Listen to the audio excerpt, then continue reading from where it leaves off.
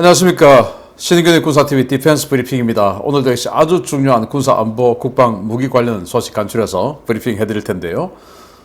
프랑스의 대표적인 전투기 라팔이죠. 최신 전투기. 우리 한국의 FX 사업에도 들이댔다가 사실은 졌는데 그러고 나서는 절대 한국 사업에는 안 한다라고 했던 바로 그 라팔. 그래서 정말 안 팔리는 전투기 대명사 라팔이 요즘 뭐 날개에 돋친 듯이 팔리고 있죠. 그런데 그 날개에 돋친 듯이 팔리고 있는 비결이 있었습니다. 그 비결 알려드리도록 하겠고, 아주 참 프랑스 군으로서는 슬픈 비결입니다. 그리고 일본이 어마어마하게 또 여기도 해군력 증강에 나서고 있는데, 일본의 해군력, 그 중에서 상륙함 전력에 대해서 또 이게 또 항공모함 될 것 같아요. 보겠습니다. 일본이 노후화된 오스미급 전차 상륙함과 우라가급 소해 모함을 대체하기 위한 차세대 함정 건조 논의를 시작했습니다. 차세대 상륙함은 우리 해군의 독도함보다 훨씬 큰 강습 상륙함 설계안이 등장해 일본 전문가들도 술렁이고 있습니다.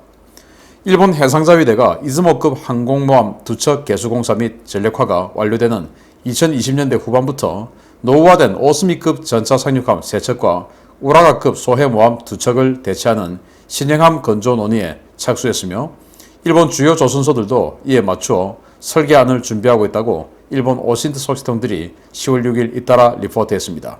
이들은 방위성 및 업계 관계자들을 인용해서 해자대가 이즈모 개수 사업이 끝난 직후부터 건조 착수를 목표로 세척의 오스미 대체 사업을 우선 추진 중이며 이미 2018년에 소요가 확정된 상태이기 때문에 별다른 이변이 없는 한 2020년대 말이나 30년대 초에 차세대 상륙함이 등장할 것이라고 전했습니다.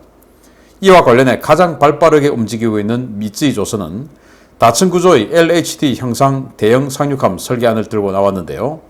이 배는 길이 210m, 폭 35m, 흘수 7m, 경하 배수량 16,000톤급으로 만재로는 2만에서 2만 5천 톤급 이상으로 예상되는 다목적 상륙함 설계를 제시했습니다.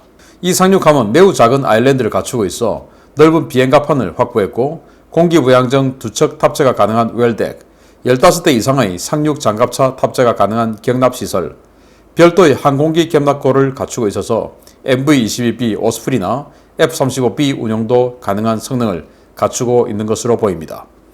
일본은 노후화된 오스미에 MV-22B 오스프리 탑재 개조를 실시해 2선으로 돌리고 이 신형 상륙함 3척을 주력으로 도입할 계획인데요.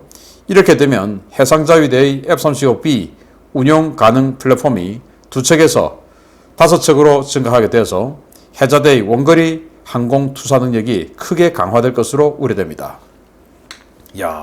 이런 상륙함 짓는다고 하네요. 이게 기준 배수량으로는 16,000톤. 그런데 우리 독도함의 기준 배수량이 13,500톤이죠. 그런데 만재 배수량이 독도함이 18,500톤입니다. 그래서 독도함의 기준으로는 기준 배수량과 만재 배수량의 차이가 한 5,000톤 차이가 있는데 독도함은 아시다시피 설계를 그냥 왜 저렇게 했을까 싶을 정도로 이 경납고가 한 층밖에 없어요. 그런데 여기는 경납고가 제일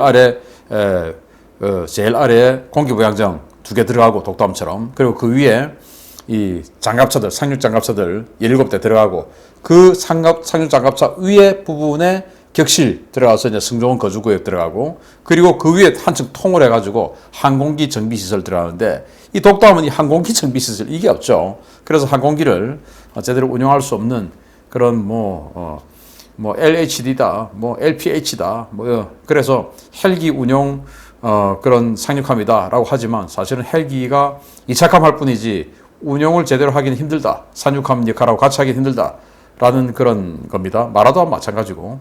그런데 여기는 2층의 그런 복층을 완성했기 때문에 이 기준 배수량이 16,000톤이라 하더라도 만재 배수량은 훨씬 더 많을 것이다. 그래서 만재 배수량 25,000톤 이상이 될 수도 있다라는 게 저희 판단입니다.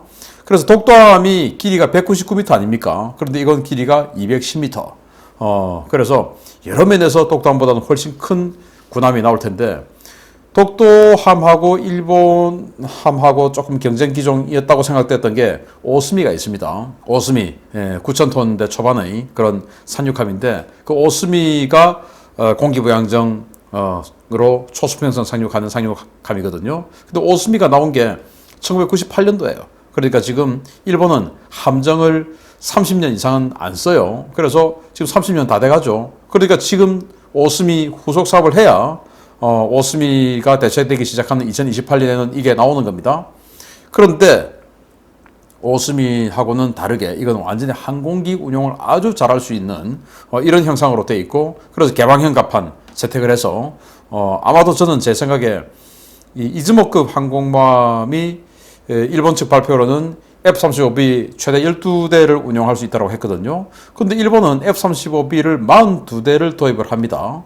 그러면 이즈모급 항공모함, 이 이즈모 그리고 카가 두 척의 항공모함이 있죠. 그런데 12대 하면 24대죠. 그러면 나머지 18대는 어떡하냐? 그래서 이 상륙함에다가 세척을 하니까 6대씩 F-35B를 나누어 운영해서 동시에 투사할 수 있는 F-35B의 숫자를 확 늘리려는 것이 아니냐.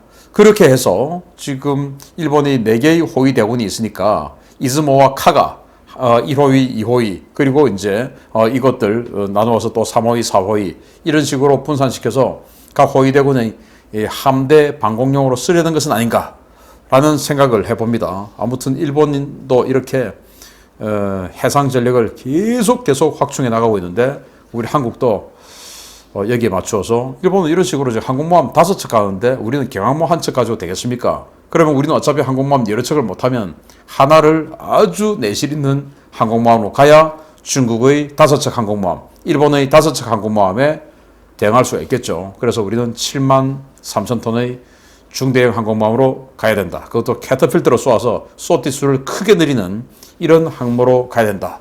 라는 말씀을 드리고, 일본은 이 동중국해 자기 오키나와 제도가 있으니까 거기에서 조기 경보기 출격시키면 되죠. 그런데 우리 한국 공군은 이 오키나와 또는 그 밑에까지 조기 경보기 보낼 수 없지 않습니까?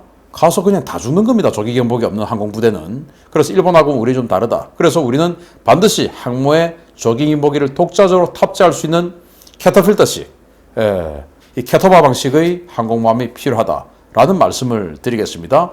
일본도 이런 식으로 하는데 우리가 왜? 라고 하시는 분들께 드리는 말씀입니다. 우리하고 일본하고 달라요. 우리는 저 남쪽에 섬이 없기 때문에. 두 번째입니다. 최근 수출시장 곳곳에서 승전보를 울리고 있는 라팔 전투기 소식에 프랑스군이 오히려 울상이라는 소식입니다. 정부의 수출 우선 정책 때문에 정작 프랑스군의 현대화가 크게 타격받고 있다는 내부 문제 제기가 쏟아지고 있다는 소식입니다. 프랑스 정부의 수출 우선 정책으로 프랑스군에 인도되어야 할 신형 무기들이 해외로 대거 빠져나가면서 프랑스 해공군 현대화가 상당히 지연되는 문제가 발생하고 있다고 제인스가 현지 시각 10월 5일 프랑스군 관계자를 인용해 보도했습니다. 제인스는 최근 정부가 그리스, 크로아티아와 잇따라 라팔 F3R 판매 계약을 체결했는데 전체 판매 규모 24대 가운데 무려 18대가 프랑스 공군 소유 기체다라며 이 가운데 12대는 2024년과 25년 신규 생산 기체로 보충이 확정되었지만 나머지 6대는 미정이다 라고 전하며 이로 인해 프랑스 공군 현대화와 전력 유지에 상당한 차질이 발생했다고 지적했습니다.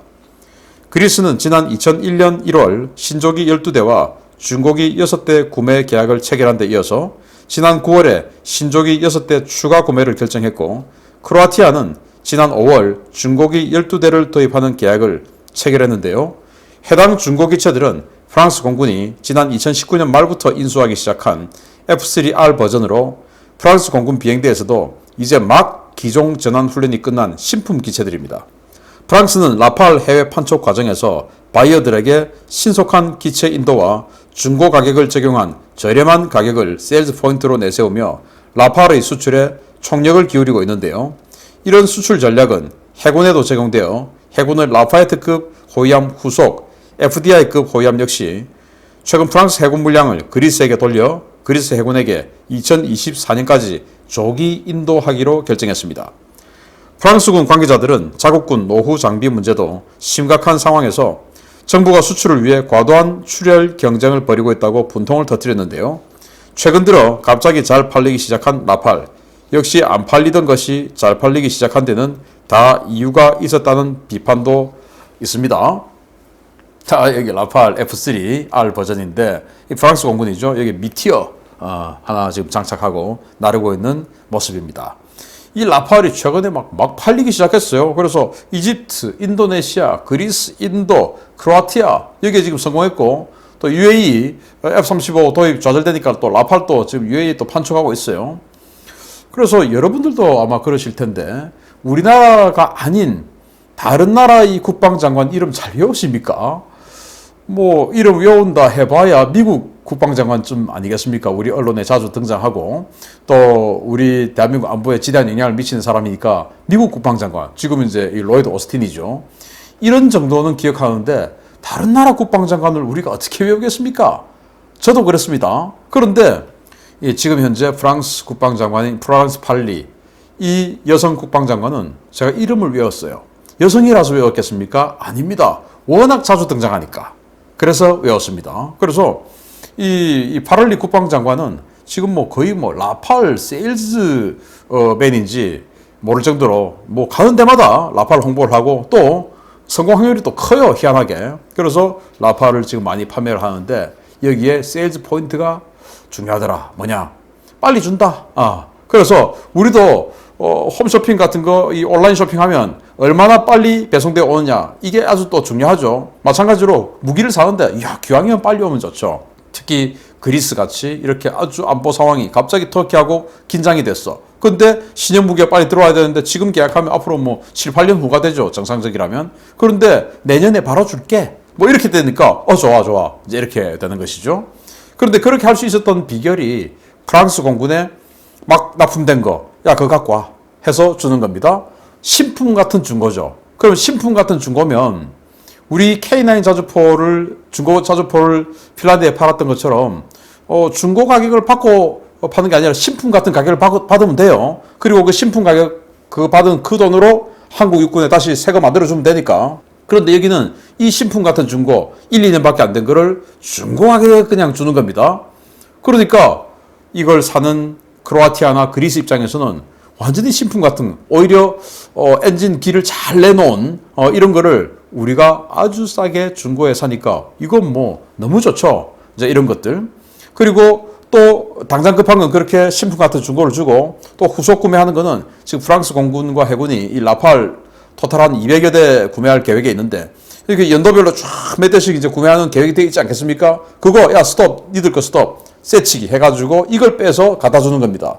그럼 프랑스 공군 아직도 뭐 미라지 2000 이런 거 운영하고 있는데 빨리 자기네들도 대체를 해야 되는데 이걸 자기네들 배치 물량을 빼서 그리스 줘버리고 또 빼서 뭐 인도는 뭐 이런 식으로 해버리니까 이야 이 우리 빨리 교체 늦어지고 또 교체를 해왔던 것도 뺏어 가버리고 이러니까 공군 불만 생기고 이게 공군만이냐 해군도 그래서 라파에트급 호위함 성능도 아주 떨어지는 깡통 버전 아닙니까? 이거를 가지고 프랑스가 사실은 이 태평양 쪽에 또 아프리카 쪽에 식민지들 많이 있으니까 그거 순찰하는데 막 다니다 보니까 대항작전 많이 하니까 이제 완전히 그냥 너덜너덜 노후화됐어요. 이거를 대체하는 FDI급 호위함 만들었는데 이걸 또 빼서 또 그리스를 주네요. 이래서 해군 공군들이 이 정권의 이 방산 치적에 오히려 자신들의 전력 유지가 힘들어졌다라는 볼멘 소리가 나오고 있는데 아무튼 플로렌스 파르리 국방장관 대단합니다. 마치겠습니다. 감사합니다.